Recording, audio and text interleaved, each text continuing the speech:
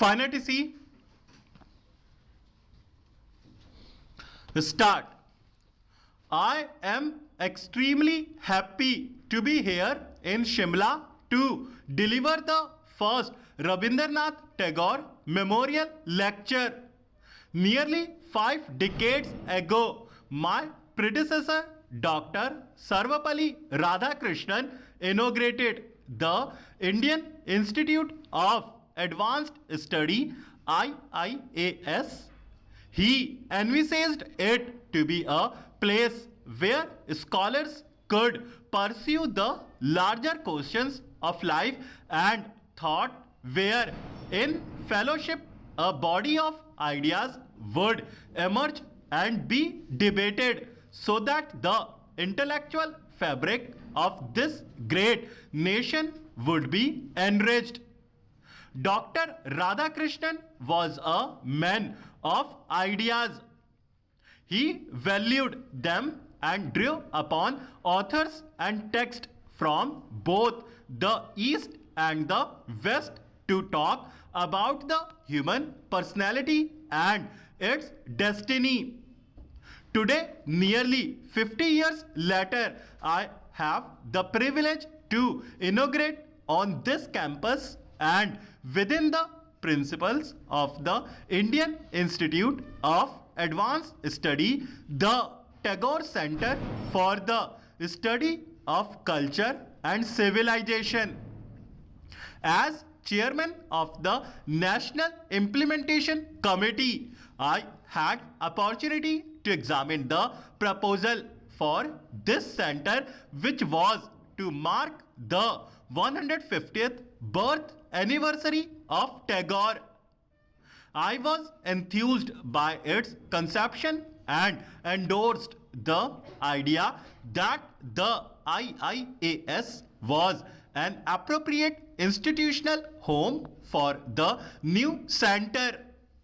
There was a clear affinity between the IIAS and the vision outlined in the proposal for the proposed Tagore Center, which would be dedicated to the celebration of Gurudev's vision.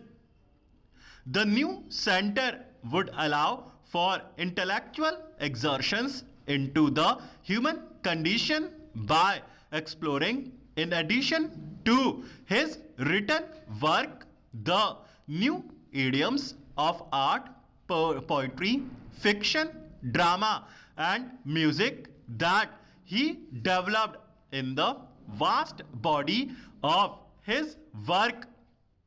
I compliment the IIAS and those who helped curate the exhibition of his life in such an innovative way and for filling the inner spaces of the center with Tagore's life in pictures. The Tagore Center, I believe, would not limit itself to just the study Tagore's work, although this will be a key activity.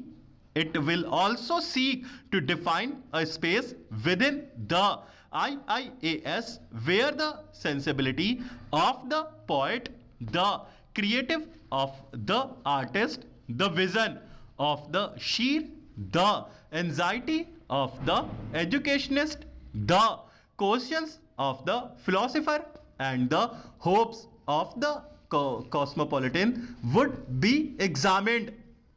I am confident that it will carry out the above tasks in conversation with other writers, thinkers, poets, and artists from across the world.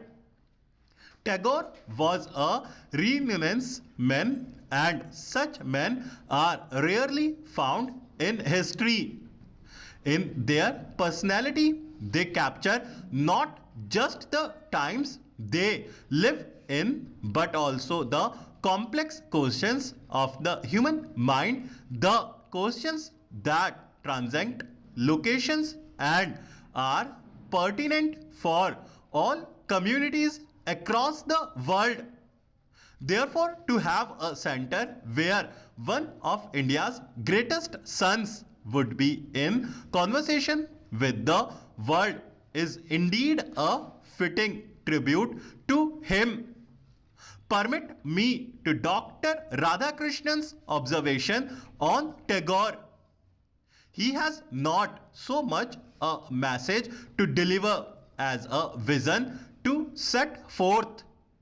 This is the rare and greater task to lift men out of the stall air of common life to regions where great varieties are seen undemanded by self and sophistry, and men's ordinary existence become a life, a passion, and a power step.